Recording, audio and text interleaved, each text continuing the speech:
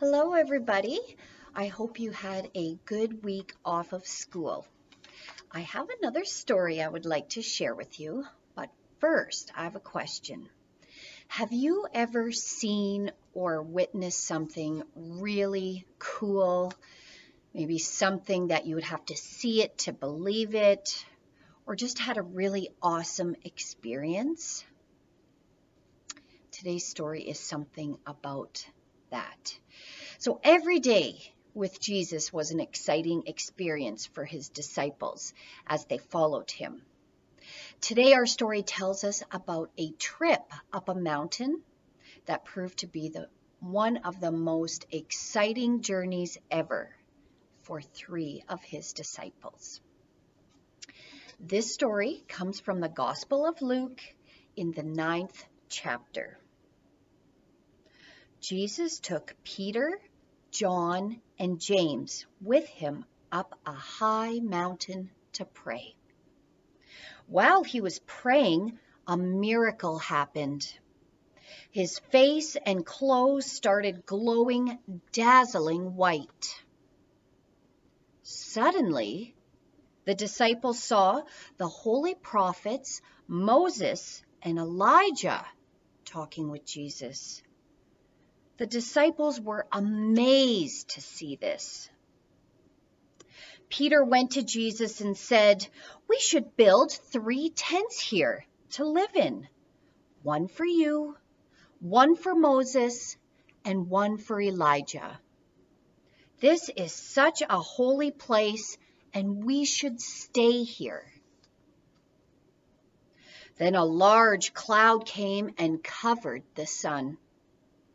They were terrified as the cloud came all around them.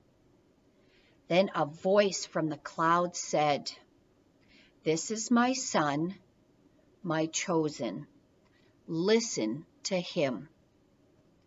Moses and Elijah were gone. What an experience. These disciples saw Jesus glowing. They saw 2 prophets, and they heard the voice of God. No wonder Peter wanted to stay on the mountaintop. But if they had stayed there, they would have missed out on all of the wonderful experiences that followed. This story shows us that sometimes when God sends messages, God uses images and actions. Seeing these images and actions help us experience and understand things in new ways. So in this case, this miracle helped prepare the disciples to follow Jesus to Jerusalem. Now we need to always be watching for different ways that God may be reaching out to us. It might be obvious, or it might be something more subtle. But remember, God is always there for us. Can you join me in a prayer? You can bow your heads and fold your hands.